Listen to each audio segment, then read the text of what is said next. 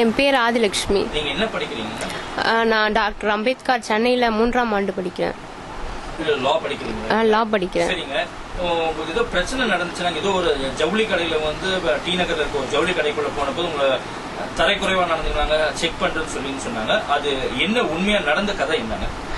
சரவணா ஸ்டோருக்கு பர்ச்சேஸ் பண்ண போனா 3rd ஃப்ளோர் ஃபேன்சி ஐட்டம் வாங்கிட்டு வரலான்ட்டு வாங்கிட்டு பில் பே பண்ணிட்டு ஸ்டெப்ஸுக்கு கீழே இறங்க சொல்ல ஒருத்தவங்க கூப்பிட்டாங்க. அங்க செக்யூரிட்டி லேடி செக்யூரிட்டி கூப்பிட்டு என்ன வாட்ச் பண்ணாங்க. பில் வாட்ச் பண்ணிட்டு சரி போமான்னாங்க. எதுக்கு போமான்னு சொல்றாங்க. எடுத்து பார்த்ததுக்கு 13ஆம் தேதி டேட் இருக்கிறதுக்கு பதிலாக 10ஆம் தேதி டேட் இருந்தது. அதுக்கு என்னங்க 10ஆம் தேதின்னு இருக்கு, 13ஆம் தேதி தானே இருக்கணும் கேட்டதுக்கு நீ என்ன லா காலேஜ் ஸ்டூடெண்டான்னு கேட்டாங்க. எத்தனாவது வருஷம் படிக்கிறேன்னு. இந்த 3வது வருஷம்.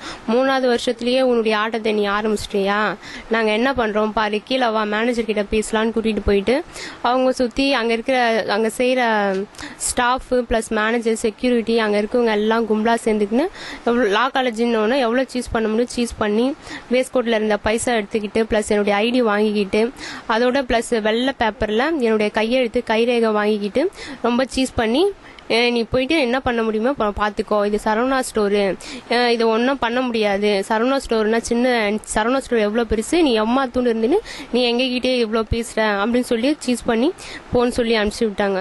சரிங்க. இது எந்த தேதியில எத்தனை மணிக்கு நடந்துச்சு? 13ஆம் தேதி கரெக்டா டைம் வந்து 5:30. சரி, 5:30 நடந்துச்சு. நீங்க எவ்வளவு நேரம் நீங்க வந்து இந்த சரவணா ஸ்டோர்ஸ்குள்ளேயே வந்து நீங்க உள்ள அடைக்கப்பட்டிருந்தீங்க?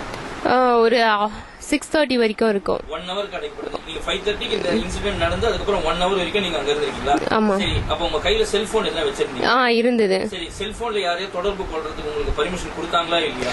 பர்மிஷன் கொடுக்கல. என்னுடைய மொபைல் வாங்கி அவனுடைய நம்பர் நோட் பண்ணிக்கிட்டு என் செல்ல கொடுத்துட்டாங்க திருப்பி. நீங்க உடனே அங்க யாருக்கும் தொடர்பு கொண்டீங்களா? உங்களோட சக தோழர்கள், உங்களோட படிக்கிறவங்க, இல்ல உங்களுக்கு தெரிஞ்ச அட்வொகேட்ஸ் யார்கிட்ட வந்து இதை பத்தி நீங்க வந்து உடனே சொன்னீங்களா, இன்ஃபார்ம் பண்ணீங்க? நான் உடனே இன்ஃபார்ம் பண்ணல. நான் வீட்டுக்கு கிளம்பிட்டு வீட்டுக்கு போன உடனே இந்த மாதிரி இன்சிடென்ட் நடந்துச்சு சார்ன்ட்டு எங்க சீனியர் கிட்ட கால் பண்ணி சொன்னேன். சரி, உங்களுக்கு வீடு எங்க இருக்கு? நீங்க சென்னையில தான் இருக்கீங்களா இல்ல வெளியூர்ல இருந்து வந்து இங்க தங்கி இருக்கீங்களா? நான் சென்னையில தான் இருக்கேன். சென்னையில தான் இருக்கீங்களா? சரி, உங்க பெற்றோர் கிட்ட சொன்ன பெற்றோருக்கு என்ன நடவடிக்கை எடுத்தாங்க? பெற்றோர் கிட்ட சொன்னதுக்கு கண்டிப்பா இதுக்கு நியாயம் கிடைக்கணும், அதுக்கு சப்போர்ட்டா நாங்க இருப்போம், உனக்கு ஃபேவரட்டா இருப்போம் அப்படின்னு சொல்லிட்டு எனக்கு சப்போர்ட் பண்றேன்னு சொல்லிருக்காங்க. இத வந்து உங்க அட்வொகேட்ஸ் யார்கிட்ட இல்ல உங்க காலேஜ்ல எப்ப போய் சொன்னீங்க? காலேஜ்ல சீனியர் கிட்ட சொன்னேன். இந்த மாதிரி நம்ம ஒரு ஆக்ஷன் எடுத்துட்டு போயிட்டு எதா இருந்தாலும் பாக்கலான்ட்டு. கமிஷனர் ஆபீஸ் கிட்ட 14ஆம் தேதி போயிட்டு நாங்க கமிஷனர் ஆபீஸ்ல லெட்டர் கொடுத்தோம். எந்த ஆக்ஷனும் கிடையாது. மறுநாள் 15 ஆஃப்டர்நூனுக்கு மேல எந்த ஆக்ஷனும் தெரியல. போயிட்டு காலேஜ்ல சீனியர் கிட்ட போயிட்டு சொன்ன அந்த மாதிரி பிரச்சனை ஆயிடுச்சு, கமிஷனர் ஆபீஸ்ல நம்ம லெட்டர் கொடுத்தோம், எந்த ஆக்ஷனும் எடுக்கல அப்படின்னு சொன்னதுக்கு கண்டிப்பா ஒரு லா காலேஜ் ஸ்டூடெண்டே ஐடி வாங்கியிருக்காங்க. அப்ப மத்த பொதுமக்களை யார் கேட்கறது, சட்டம் படிக்கிற உன்னையே இவ்வளவு பண்ணிருக்காங்க, கண்டிப்பா இது கேட்டே ஆகணும், நாங்க இதை விட மாட்டோம் சின்னதா அப்படின்னு சொல்லி எனக்காக ஃபேவரட்டா போராட்டம் பண்ணாங்க. சரிங்க.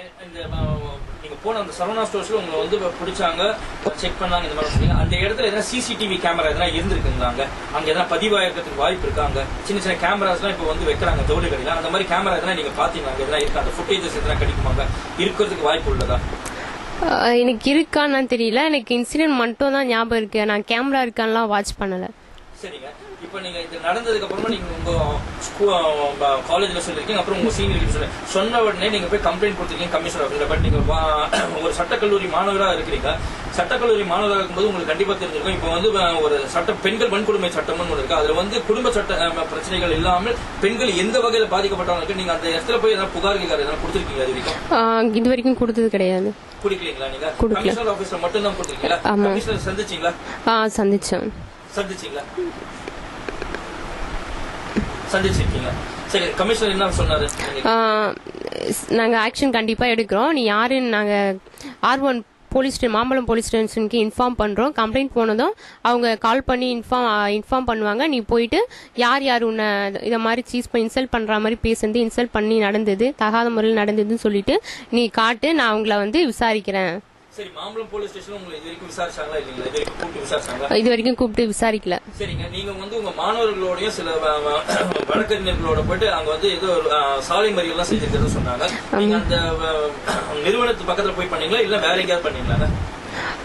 நிறுவனம் கிடையாது, நாங்க காலேஜ் பக்கத்துல சாலை மறியல் பண்ண போது அந்த சாலை மறியல்ல வந்து யாரு வந்து நடவடிக்கை எடுத்தாங்க, அது செய்யக்கூடாது இல்லைன்னா ஆக்ஷன் எடுக்கிறேன்னு யாரும் சொன்னாங்க, அஷூரன்ஸ் யாரா கொடுத்துருக்காங்க? ஆக்ஷன் எடுக்கிறேன், லா காலேஜ் ஸ்டூடெண்ட் அரெஸ்ட் பண்ணணும், ஊழியர்களை அரெஸ்ட் பண்ணணும்னு சொல்லிட்டு 2 பேரை அரெஸ்ட் பண்ணிருக்காங்க. 2 பேர் அரெஸ்ட் பண்ணிருக்காங்களா? ஆமா. சரி, அவங்க வக்கீலிங்க யாருன்னா போய் அவங்களை சந்திச்சாங்களே இல்ல அது வழக்கு தொடர்பா யாருன்னா அவங்க அரெஸ்ட் பண்ணிருக்காங்கன்னும் போது நீங்க வந்து கோர்ட்டுக்கு போன போது நீங்க போய் அவங்கள அடையாளம் கண்டீங்களா இல்லையா? ஸ்டேஷன்லயோ இல்லைன்னா இவங்க தானா அப்படின்றது நீங்க அடையாளம் சொல்றீங்களா? மாம்பழம் ஸ்டேஷனுக்கு போயிட்டு எஃப்ஐஆர் ஃபைல் பண்ண சொல்ல போயிட்டு அவங்க தானான்னு கூப்பிட்டு காமிச்சாங்க. ஆமா, அவங்க 2 பேருமே manager Sunil Kumar plus Lingeswari lady security. சரிங்க, உங்களை வந்து அங்க வந்து நிறைய பேர் உங்ககிட்ட தகாத வார்த்தைகளை பேசியிருக்காங்கன்னு சொல்றீங்க. அப்புறமா வந்து உங்ககிட்ட ஒவ்வொரு மாதிரி பண்ணிட்டு எல்லாத்தையும் போடுங்க. பட் அரெஸ்ட் பண்ணிருக்க 2 பேர் தான். மீதமுள்ள ஆள்களை பத்தி நடவடிக்கை எடுக்கலையே, அதுக்கு நீங்க என்ன வந்து நீங்க வந்து நடவடிக்கை மேற்கொள்ளலாம் இருக்கீங்க? நீங்களோ அல்லது உங்களோட சக நண்பர்கள் தோழிகள் இல்லைன்னா வந்து உங்க சீனியர்ஸ் என்ன ஆக்ஷன் எடுக்கலாம் இருக்கீங்க? ஏன்னா 2 பேர் தண்டிக்கப்பட்டிருக்காங்கன்றீங்க. இப்போ 2 பேரை தான் அரெஸ்ட் பண்ணி மீதி உள்ள ஆட்கள் மீது நடவடிக்கை எடுக்காததை பத்தி நீங்க என்ன நினைக்கிறீங்க? ஏன்னா இதுக்கு முன்ன வந்து இதே மாதிரி ஒரு இன்சிடென்ட் அதே நிறுவனத்துல வந்து ஒரு பெண் பாதிக்கப்பட்டிருக்காங்க.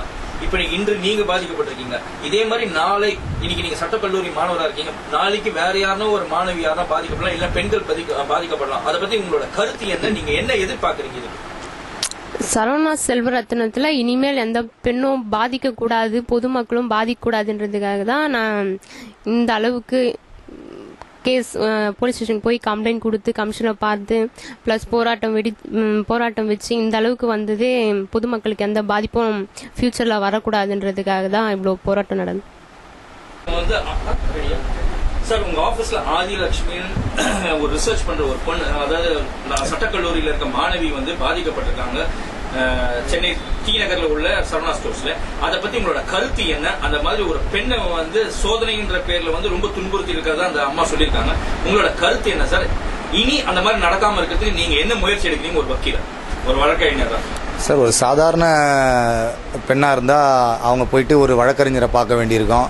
இந்த வழக்கை வந்து நல்லபடியாக சிறப்பாக எடுத்து நடத்துறதுக்கு பணம் செலவு பண்ண வேண்டியிருக்கோம். பட் அந்த அம்மா வந்து ஒரு லா காலேஜ் ஸ்டூடெண்ட்டு, 3rd இயர் படிக்கிறாங்க, லீகல் ரிசர்ச்சர். அந்த அம்மா இவங்களுக்கே சொசைட்டியில் இந்த மாதிரி பாதுகாப்பு இல்லாமல் இருக்கும்போது இந்த மேட்டரில் வந்து இன்னும் நிறைய பேரை அரெஸ்ட் பண்ண வேண்டியிருக்கு. பட்டு போலீஸ் வந்து 2 பேரை மட்டும்தான் அரெஸ்ட் காமிச்சிருக்காங்க. ஃபர்தராக வந்து சிசிடி கேமராவில் போட்டு நாங்கள் ஐடென்டிஃபை பண்ணுறோன்னு சொல்லியிருக்காங்க. பட் ஆள் வந்து நேரடியாக அவைலபிளாக இருக்கும் பொழுது இவங்களே கூட்டிகிட்டு போயிட்டு அவங்க ஐடென்டிஃபை பண்ணலாம் யார் யார் இவங்ககிட்ட ஹராஸ் பண்ணாங்க அப்படின்னு சொல்லிட்டு. பட் போலீஸ் அதை பண்ணலை. அதனால் ஃபர்தராக இதில் சேஞ்ச் ஆஃப் இன்வெஸ்டிகேஷன் பண்ணலான்னு இருக்கோம். சிபிஐக்கு ட்ரான்ஸ்ஃபர் பண்ண சொல்லி கேட்கலான்னு இருக்கோம். மேற்கொண்டு இந்த மாதிரி யாருக்குமே நடக்கக்கூடாது. நாங்கள் போயிட்டு அங்கே விசாரித்த வரைக்கும் இந்த மாதிரி நிறையா சம்பவம் நடந்திருக்கிறதா எல்லாருமே சொல்கிறாங்க. பட் புகார் இல்லை. ஒரு சிலதுக்கு புகார் இருக்குது, அதை காவல்துறை வந்து மறைக்கிறாங்க. இந்த விஷயத்திலே வந்து கமிஷனர் ஆஃப் போலீஸ் கிட்ட கம்ப்ளைண்ட் ஃபார்வர்ட் பண்ணி டிசி அதை என்கொயரி பண்ணும்போது எந்த நடவடிக்கையும் எடுக்கலை. சட்டக்கல்லூரி மாணவர்கள் ஸ்ட்ரைக் பண்ணி பெரிய அளவில் போராட்டம் பண்ணி இதில் விமன் லாயர் அசோசியேஷன் பங்கெடுத்துக்கின்னு, ஹைகோர்ட் அட்வொகேட் அசோசியேஷன் பங்கெடுத்துன்னு அதுக்கப்புறம் தான் அரெஸ்டே பண்ணாங்க. அது வரைக்கும் அரெஸ்ட்டுக்கு பெரும் போராட்டம் தான் இருந்தது. இந்த மாதிரி எந்த பெண்ணுக்கும் நடக்கக்கூடாது சார் இது இனிமேல். சரி சார், சட்டத்துல வந்து பெண்கள் வன்கொடுமை சட்டம்னு ஒண்ணு இருக்கு சார். அது வந்து குடும்பம் இல்லாமல் மற்றபடியும் எந்த வகையில பெண்கள் பாதிக்கப்பட்டவங்க நீங்க அங்க ஏதாவது வந்து வழக்கு தொடர விரும்புறீங்களா? அதை பத்தி கண்டிப்பா எங்களோட நாலேஜுக்கு வந்ததுன்னா நடவடிக்கை எடுக்கிறதுக்கு உதவி செய்வோம். இதையே வந்து ஒரு பப்ளிக் இன்ட்ரெஸ்ட் லிட்டிகேஷனா போடுறதுக்கும் நாங்க ஆலோசிச்சுட்டு வரோம். சரி சார், இப்ப இந்த ஒரு கடையில மட்டும்தான் இன்னைக்கு நடந்திருக்குன்னு வெளியில வந்திருக்கு. ஏன்னா இந்த ஆதிலட்சுமின்ற ஒரு பெண் பாதிக்கப்பட்டிருக்காங்க, இதுக்கு முன்னால ஒரு பெண் ஒருத்தர் பாதிக்கப்பட்டிருக்காங்க. பட் இந்த மாதிரி பல கடைகள்ல நடக்குது. இப்ப நீங்க எடுக்கிற நடவடிக்கை மற்ற கடைகளுக்கு ஒரு பாடமாகவும் மற்ற பப்ளிக் வந்து தைரியமா போறதுக்கு ஒரு வழிமுறையா இருக்கிறதுக்கு வாய்ப்பு உள்ளதா? 100% வாய்ப்பு இருக்குங்க. அதனாலதான் இந்த விஷயம் இவ்வளோ அளவுக்கு ரீச் ஆயிருக்கு. குறிப்பாக பத்திரிகைகள் இதுக்கு நல்லா சப்போர்ட் பண்ணாங்க. ஒரு சில பத்திரிகைகள் தவிர மற்ற எல்லா பத்திரிகைகளும் இந்த பெண்ணுக்கு ஆதரவாக இருந்தாங்க. வெளிச்சம் போட்டு காட்டினதே பத்திரிகைகள் தான் குறிப்பாக சொல்லணும்னா இந்த விஷயத்த. இல்லைன்னா வெளி உலகத்துக்கு இந்த விஷயம் தெரிஞ்சே இருக்காது. சார் இந்த பெண்ணை வந்து சரவணா ஸ்டோர்லேருந்து வெளியில் அனுப்பும்போது பிளாக்மெயில் பண்ணி ஒரு வெள்ளை பேப்பரில் ஆதிலட்சுமி கிட்ட கைரேகை வாங்கின்னு கையெழுத்து வாங்கின்னு நாளைக்கு நீ மறுபடியும் வரணும்னு சொல்லி தான் மிரட்டி அனுப்பிச்சிருக்காங்க. ஐடி கார்டும் பிடிங்கினாங்க கோட் பாக்கெட்டில் கையை விட்டு. அவங்களே சர்ச் பண்ணி 4 ஆம்பளைங்க. அதுக்கப்புறமா அந்த பிளாங்க் பேப்பரில் அவங்க இஷ்டத்துக்கு இந்த பொண்ணு நாளைக்கு மறுபடியும் வரேன்னு சொன்ன மாதிரியும் அந்த கடையிலேருந்து சில பொருட்களை திருடுன மாதிரியும் அதனால தான் அவங்க சோதனை போட்ட மாதிரியும் அவங்கள எழுதிக்கினாங்க. எழுதி அதை காவல்துறையில் ஒப்படைக்கிறாங்க. Assistant commissioner of police R1 Mambalam, அவர் பேர் தமிழ்ச்செல்வன். அவர் அதை எல்லாரும் முன்னாடி கிழிக்கிறார். இந்த பெண்ணுக்கு இது வெளியில் தெரிஞ்ச அவமானம் சொல்லி, நாங்கள் அதை நீங்கள் கிழிக்காதீங்க, அதை டாக்குமெண்ட்டாக மார்க் பண்ணுங்க. அது ஒன்றும் இந்த பெண்ணு எழுதி தரலையே, அவங்களா எழுதுனது தானே, அதை நீங்கள் மார்க் பண்ணுங்கன்னு சொன்னதுக்கு அப்புறம் பாதி கிழிச்சதை ஒட்டி கோர்ட்டுக்கு அனுப்பியிருக்காரு அவர். சரிங்க, அவர் அந்த காவல்துறை அதிகாரி அதை கிழிக்கிறதுக்கான காரணம் என்ன சார்? ஏன் கிழிக்கிறார்? உண்மையிலே இந்த பெண் பாதிக்க கூடாதுன்றதுக்காக இல்லது அந்த கடை உரிமையாளருக்கு துணை போறதுக்கோசரம் அவங்களை காப்பாற்றணுன்ற ஒரு கொள்கையோட கடை உரிமையாளரை காப்பாத்துறதுக்காக எடுக்கப்பட்ட நடவடிக்கை தான் அது. டைரக்டா ஐடென்டி கார்டை இந்த பெண்ணுகிட்டே கொடுக்கறதுக்கு முயற்சி பண்ணாங்க. நாங்க வாங்கல. நீங்க அக்யூஸ் கிட்ட இருந்து எந்த ப்ராப்பர்ட்டியை சீஸ் பண்ணாலும் ஃபார்ம் 95 சொல்லிட்டு ஒரு ஃபார்ம் இருக்கு, அதன் மூலயமா கைப்பற்றி அதை கோர்ட்ல தான் ஒப்படைக்கணும். அதை பண்ணாம அவங்க நேரடியா கொடுக்க முயற்சி பண்ணாங்க. நாங்க வேணா அதை நீங்க கோர்ட்ல ஒப்படைங்கன்னு சொல்லியாச்சு. இருந்தாலும் அந்த லெட்டரை அவர் கிழிக்கிறதுக்கு முயற்சி பண்ணி பாதி கிழிச்சிட்டாரு. நாங்க அதை கண்டிச்சு சொன்ன உடனே வேற வழி இல்லாம அதை ஒட்டி கோர்ட்டுக்கு அனுப்பிச்சிட்டாரு. சரி சார், அன்னைக்கு நீங்க அந்த காவல்துறை அதிகாரிகளை நீங்க போய் சந்திச்சிருந்தீங்க. அது சந்திச்சதெல்லாம் சரவணா ஸ்டோர்ஸ் வளாகத்துக்குள்ளயா இல்ல நீங்க வேற எங்கேயாவது போலீஸ் ஸ்டேஷன்ல எங்கேயாவது அந்த லெட்டர் எல்லாம் பாத்தீங்களா சார்? போலீஸ் ஸ்டேஷன்ல எல்லாரும் முன்னாடியும் லெட்டரை அவரு கிழிக்க முயற்சி பண்ணாரு. அப்போ பத்திரிகையாளர் யாராவது உள்ள அனுமதிக்கப்பட்டாங்களா? வீடியோ எல்லாம் எடுத்து இருக்காங்க? பத்திரிகையாளரை ஒருத்தரை கூட அவங்க அனுமதிக்கல. நீங்களும் யாரும் வீடியோ எதுவும் எடுக்க முடியல? அவங்க நாங்க கைது செய்யப்பட்டவங்கன்னு சொல்லிட்டு ஒரு 2-3 பேரை வச்சிருந்தாங்க. அவங்கள செல்போன் மூலயமா படம் பிடிக்க முயற்சி பண்ணப்ப அவங்கள படம் பிடிக்க எங்களுக்கு அலோ பண்ணல. அவங்கள தனியா கூட்டிட்டு போய் உட்கார வச்சிட்டாங்க. சரி சார், இந்த காவல்துறை அதிகாரி அந்த அசிஸ்டன்ட் கமிஷனர் அந்த லெட்டரை கிழிச்சாரு. அத கிழிச்ச லெட்டர் உங்க கையில தான் இருக்கா இல்ல கோர்ட்ல ஹேண்ட் ஓவர் பண்ணிட்டீங்களா? ஒட்டி கோர்ட்ல ஹேண்ட் ஓவர் பண்ணியாச்சு. த்ரூ போலீஸே எல்லாரும் நாங்க சத்தம் போட்டதுக்கு அப்புறமா அவரை கண்டிச்சதுக்கு அப்புறமா நான் கோர்ட்லயே இதை ஒப்படைச்சிடுறேன் அப்படின்னாரு. அதே மாதிரி சட்டப்பிரிவுகளும் சரவணா ஸ்டோருக்கு சாதகமா தான் முதல்ல அவர் பதிவு பண்ணாரு. அதுக்கப்புறம் நாங்க கம்ப்ளைண்ட்ல என்ன இருக்கோ அதுக்குரிய சட்டப்பிரிவுகளை நீங்க போடணும்னு கேட்டுக்கினதுக்கு அப்புறம் தான் மாத்தினாரு. சரி சார், இப்போ இந்த புகார்ல நீங்க அந்த காவல்துறை அதிகாரி லெட்டர் கிழிச்சார்ன்றது ஸ்பெசிஃபை பண்ணிருக்கீங்களா நீங்க உங்களோட புகார்ல? இப்போ நீங்க புகார் அதுக்கு முன்னாடியே நம்ம கொடுத்தாச்சு. வழக்குல நீங்க அதை சேர்க்கறீங்களா? கண்டிப்பா, அதுதான் எங்களுக்கு அடிப்படை காரணமே.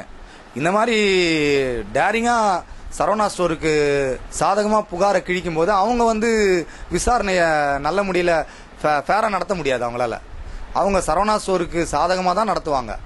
அதனால தான் சேஞ்ச் ஆஃப் இன்வெஸ்டிகேஷன் நாங்கள் ஃபைல் பண்ண போறோம்.